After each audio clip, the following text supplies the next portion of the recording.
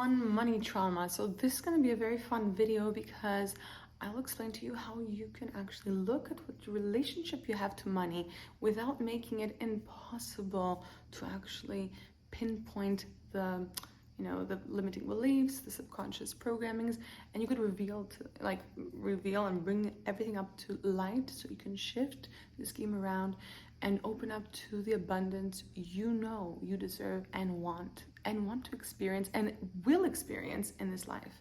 So you are experiencing abundance the moment you do this. I will tell you everything until the end of the video for sure. I just want to make a short intro and introduce myself.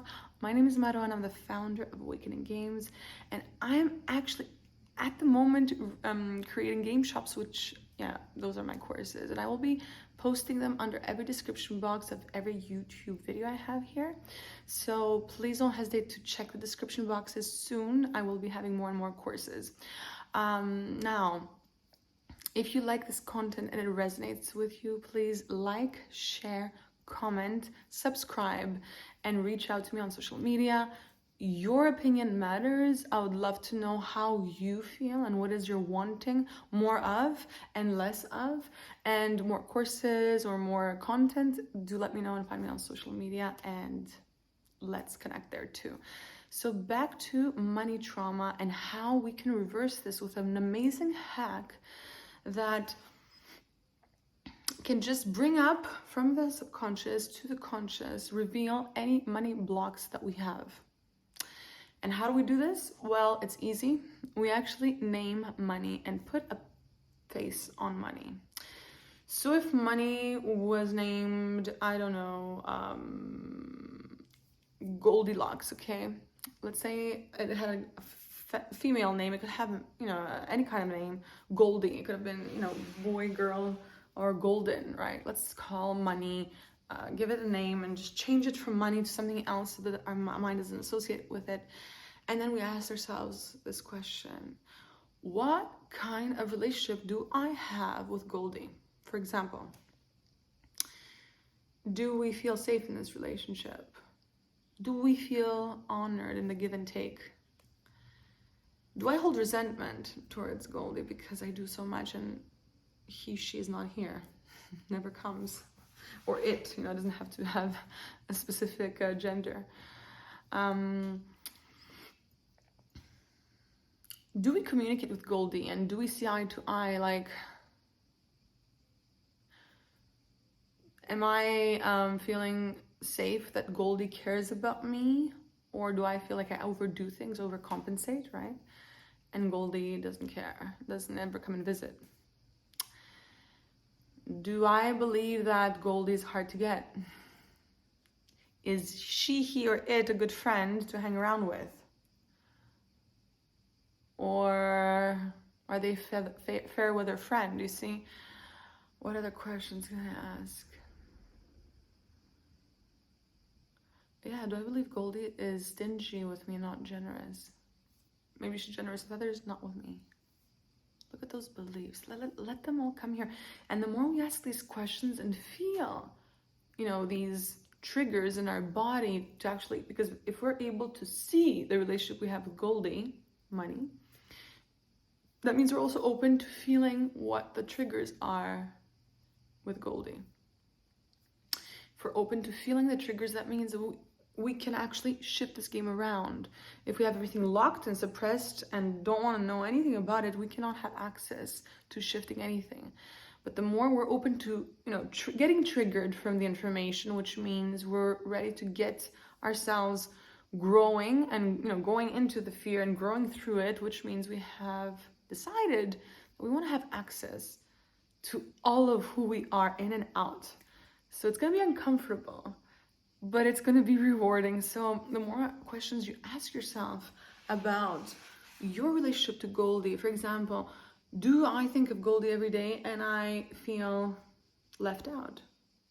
Or do I struggle to think, or do I have stress? And if these answers are mostly probably yes, right? That's amazing, because, we would tend to think, this is in the survival mindset, that we're not supposed to think negatively about anything or else we ruin the relationship. That's where we're wrong. That's our conditioning. That's our default mode. We're programmed to survive, so therefore we don't want to grow for some reason, right? Which is normal, it's human. We could shift this though. So what we would want instead is allow to feel all these triggers and feel them on the body level through sensations, right? And just bring presence there in the body. Allow the triggers to be felt on the body and move through the body. So the more we are okay with having a very bad relationship with Goldie, with money, the more okay we are, the more we make it okay to not be okay by allowing to feel sensations in our body, the faster we heal the relationship to money. So what we can do is we can journal every day and say, okay, what am I thinking now about Goldie? Or you could name money and any other name, of course, whatever makes it, you know, more effective for this exercise. So then, yeah, you would say, Goldie's a snob, Goldie's hard to get. Goldie only goes to the people that don't want her. I need her desperately and she avoids me and ignores me, right? And yeah, I might feel rejected by money. I might feel rejected and abandoned, and I might have anger and resentment, and that's okay. Let's make it okay. Okay? Or I might feel obliged to Goldie. At the moment I start doing something, I need to force myself, or else she never comes, or he never comes, or it never comes. Do you get my drift? So the more we validate all the emotions and feelings by asking these probing questions about money and our relationship to it, the more what is subconsciously blocking us is being revealed and is being unblocked. The only thing we need to do is allow for whatever is feeling uncomfortable to be felt on our body by being present, not wanting to distract ourselves, just being here in the body, feeling, this doesn't feel good. Okay, I'm here with it though. Oh yeah, that thought doesn't feel good, but I'm here with it. You see, it's not about having only positive thoughts about money and not negative. No, the negative ones are actually here to train us into becoming super abundant. This is the whole trick. And this is why when I hear videos about, you know, positive focus and toxic energies and don't focus there and focus there, I would say, I don't know, if it works for you, it works. It doesn't work for me. So what I would do is, no, I would want to more or less, when I do have those negative thoughts, to know how to love myself more, how to be more present in my body, and how to give me what it is I'm wanting instead of redirecting with force my thoughts to go somewhere and not somewhere else. Because that, I find it a bit disheartening and not at all empathic. It doesn't work for me. It doesn't mean it doesn't work, but it doesn't work for me. So for me, what works for me would be this: wanting to focus on all the lack, ways of thinking, allowing my mind to just, recreate the worst case scenarios, and in that moment, what is needed? More love to me and more attention to me in my body, in my inner child. I would want to go there and just give it to myself. How do we do that? The only thing we need to do is, hey, I'm here for you. And just caress and hold and allow those thoughts to play out, not force to change them, not redirect them. Because when we do that, it might work for a while, but it's actually bypassing, not transmuting. And if we want to know the art of alchemy and transmutation, we would want to go into the abyss of negativity. And I love Carl Jung. I don't know if I'm going to say it the way I read it on a post, but it said, if one cannot visit the roots of hell, they can never grow branches to heaven. And this is true. This is where we become real empathic individuals and sovereign beings, when we have visited our hell, not when we avoid it and trying to get something, so all this manifestation and positive thinking way of being does not fit with me and does not suit me at all. It used to at some point, but very little, because it's as if we're just focusing on the goal, focusing on what we were wanting to have and not giving at all, love and attention to the journey.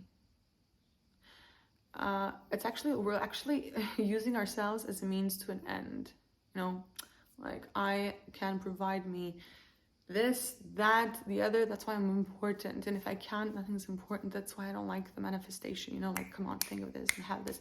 It's also about what is it my inner child needs, and how to heal the trauma and how to love ourselves even if we bring nothing in manifestation, like zero, stuck in freeze zone, we still deserve to be loved by us and the world and the universe. And that's the most testing, to be able to love ourselves without having to, the excuse to love ourselves, but just love ourselves because we want to love ourselves. That's it. So this is it for this video. Let me know how this exercise works, and if it's fun for you, and if it shifted anything for you.